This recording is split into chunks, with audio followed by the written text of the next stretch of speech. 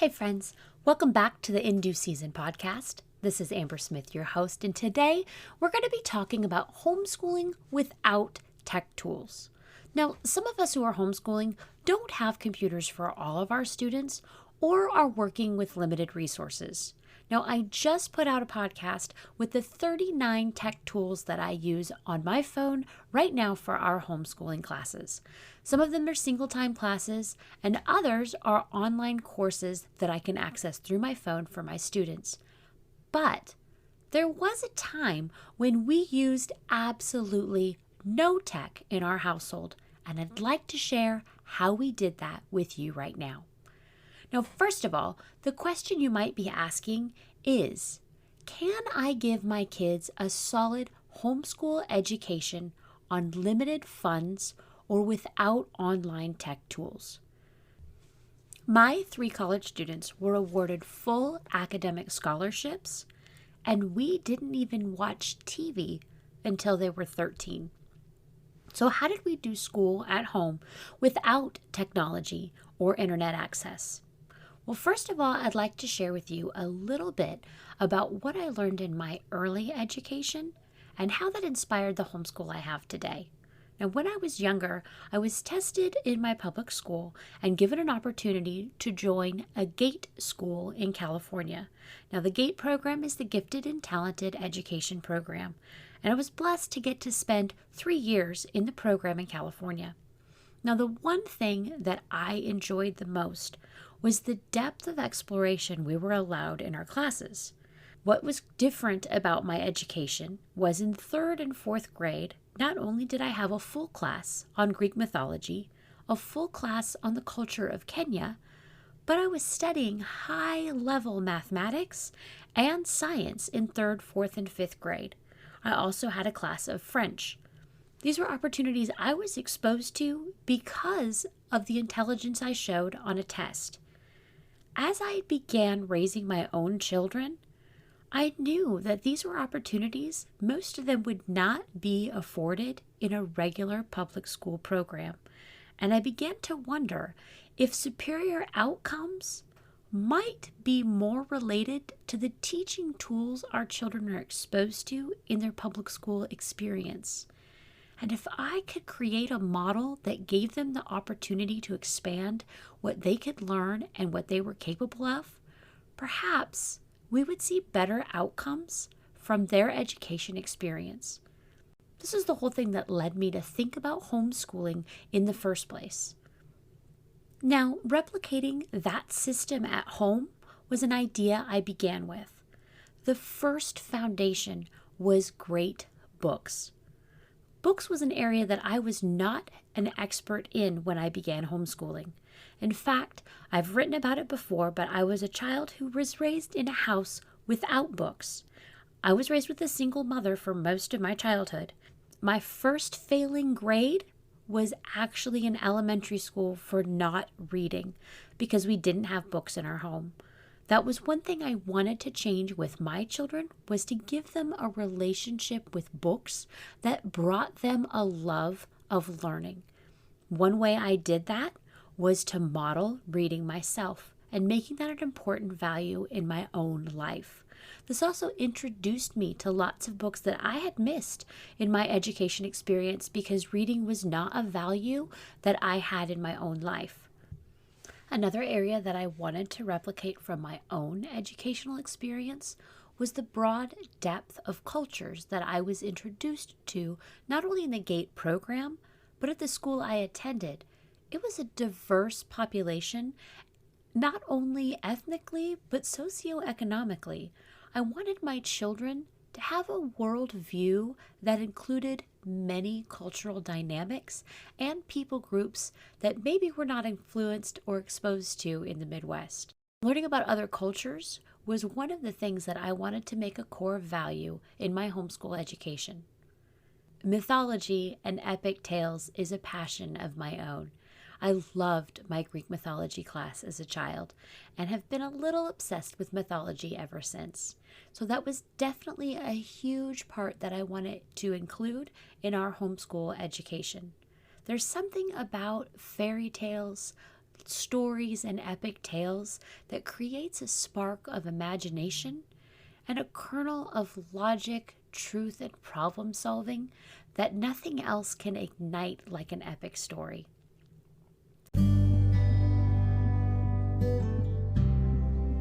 This episode is brought to you by the In Due Season course, where you can build your roadmap for your own personalized homeschool journey. Listen, beginnings are great and planning for the end is satisfying, but the middle season of homeschooling can be a long and winding, uncharted road. I want to help ensure a strong finish by helping you live well in the middle. In Due Season is a course that helps you with practical lessons, life examples, and encouragement that will serve you from that anxious first day until the moment you walk your child down an aisle in a cap and gown, or send them back to public school because you've resolved the issues that you wanted to work on. Now, simple shifts in your school setup and challenging conversations is what the course is made of, specifically designed to have you get the very best outcome from your homeschooling year. The lessons cover relationship building, like showing love uniquely to your child, creating a school that fits your personal needs by helping you transform the way you approach teaching your children. I want you to create a personalized map that will last you your entire homeschool lifetime. So In Due Season course, where you can join us to explore several other vital and powerful truths that will ensure that this will be your best school year ever. My heart's desire is that you never lose sight of the end of the road in your homeschool journey. And we want to help ensure a strong finish by helping you live well in the middle. You can find out more about the In Due Season course at indueseason.net.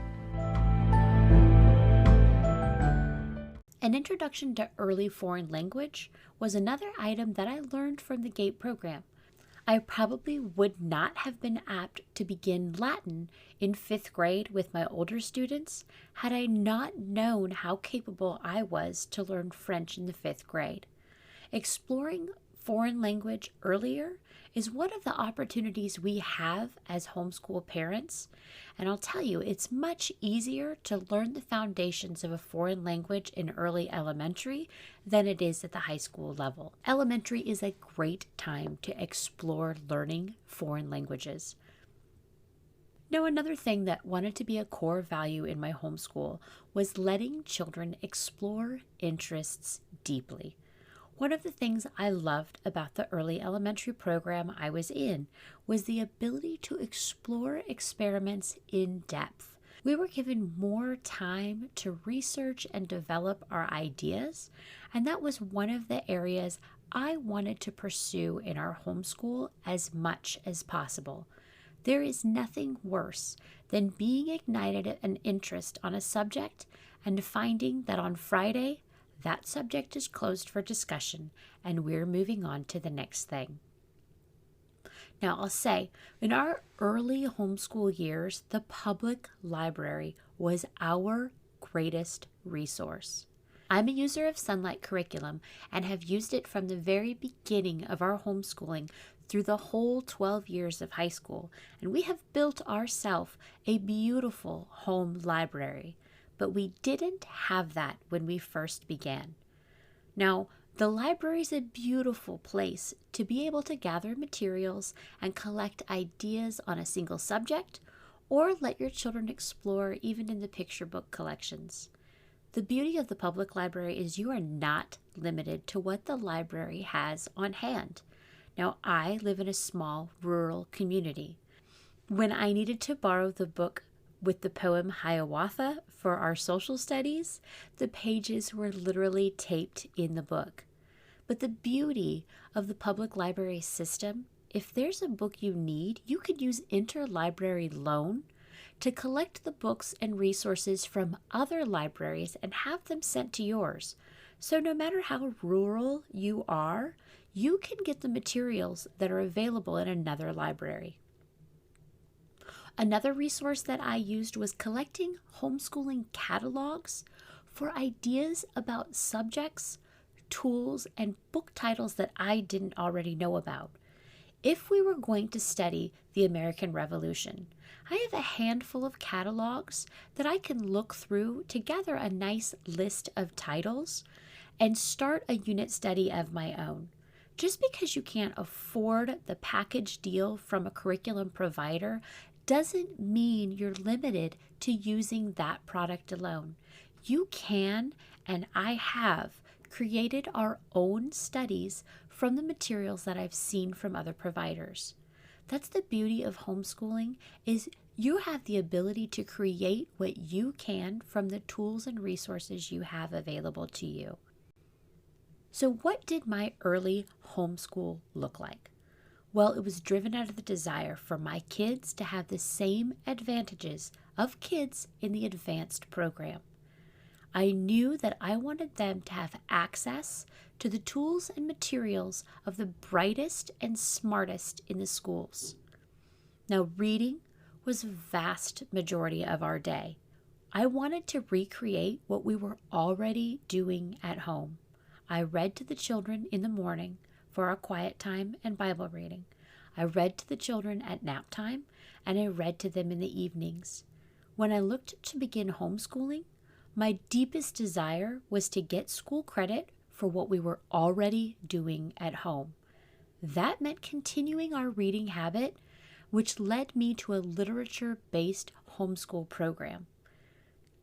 Your desire might be different, and you're going to look for a school that serves you the way you want to best. But for us, that meant the vast majority of our school was done through reading living books. The best thing you can do to help your child have a great educational outcome is to be an engaged parent. That means I don't have to replicate what the school is doing, because in fact, when you sit side by side with your child at home and answer their curiosity day after day, you will teach them all of the subjects that are covered through artificially teaching them at school. Now, this might surprise you, but I typically do not begin formal school until our children are 7 or older. Now, you might think that's remiss, and you might think that's irresponsible, but children are naturally creative, curious, and wise. They ask great questions, and if you let them explore their environment and ask you the questions by living side by side with you, I guarantee we have covered the same material and had the same learning outcome with informal schooling as we've had with formal schooling. And we haven't exhausted their desire to explore and learn. My hope in starting school later was to promote creativity and curiosity in my children. Now, I remember there was a time I felt bad when a friend of mine who works in a daycare was surprised that I've never had my children write their letters with shaving cream. For a moment, I was taken aback, and I felt really bad that I haven't provided a lot of the creative play times that are done in daycares and schools. But then I realized my kids aren't trapped in a room with 24 other children for 8 hours in a day. I don't have to bring creative activities to them to keep them occupied. They are creative. They're allowed to explore. We have crafting materials and plenty other things for them to use to have fun. But the point is this: I don't have to create a new way for them to be intelligent and creative, because they are. If you spend any time on Instagram, you'll be flooded with pictures of people with tons of manipulative materials meant for education. Now, I'm not saying that there's anything wrong with those materials, and we've used several different manipulatives throughout our homeschool time. If we felt like it had a high value and could be used in multiple ways, then we invested in that. But I'm telling you this: you do not need a room full of tools and products and puzzles and materials to teach your child at home. We have used the simplest materials, Back in the day when we started homeschooling, we did not have the extra income to purchase manipulatives. We could barely afford a couple of those bath mat material puzzles. What we did invest in was great curriculum. That's where the majority of our money went, and I feel like it was the best decision we ever made. Otherwise, if we needed something, we made it. And do not discount the value of glue and beans to make whatever manipulative you need. I was known in the early years as the queen of cardboard. If something we needed for school couldn't be made from cardboard, we found a way not to need it. So don't let the inability or inaccessibility of some sort of manipulative make you believe that you can't give your child the best education possible. I will say this, one of the ways that our homeschool did not look like the rest of the world is we did not have a TV. That's a challenge in this day and age, and my current kids live a very different life than my older three. When my older three were growing up in our home, we watched one DVD in the afternoon before nap time.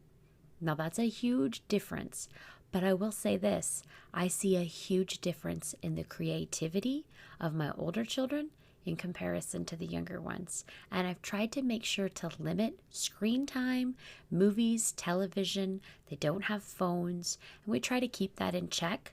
And I will say that has been a huge asset to growing in their creativity. So let's talk about homeschooling without cash. One of the ways you can definitely do this is by creating what you need. The second way you can do that is by prioritizing the materials you know you need, that you need to purchase, ones you can get on loan from the library, from a homeschool library, or from a friend, things that you can buy used. And also look at the workbooks that you purchase for ones that give you permission to make additional copies for your other students. These have been a great benefit because I am a rule follower. I will not break the copyright in a book that I purchase. If it doesn't give me permission to make multiple copies, then I won't. But I have learned to read the fine print before I order a material if I intend on using it for multiple students. You can always contact the company if you have to. In the elementary ages, most artificial school subjects are things that you can cover naturally on a walk, at the store, playing a game, or taking care of household needs. I remember going on a walk with my children just last summer, and as we rounded a neighborhood lake, we discussed the clouds, the water cycle, and how everything worked. And we covered more science material in that afternoon than we had all year. And the way we covered it was tangible, relatable, and something they'll never forget. You cannot replace actual learning with bookwork. I encourage you to find teachable moments everywhere. And the best thing about them is they are absolutely free. Create a structure that makes room for learning, playing, creative time, and most importantly, unstructured play. Not parent-led, child-led. Give them time in the sandbox, outside, being creative. Find a place that they can make their own. If that's just a corner of a room somewhere, then so be it. But give your child the ability to have a corner of their world that they are in charge of and see what comes out of it. I encourage you to reshape your idea of homeschooling and know that just because you can't afford to buy the materials you think you need doesn't mean you're limited in giving your kids the very best education possible. I did it with my oldest three on a shoestring budget, and they have been my most creative and successful homeschoolers yet. I know you can do this yourself, and I'm excited to hear your questions. Get a hold of me and let me know what your greatest fear about jumping into homeschooling and why you feel that you're limited. And let's discover ways that you can work around those limitations and be creative yourself. I look forward to seeing you in the next episode. Thank you very much.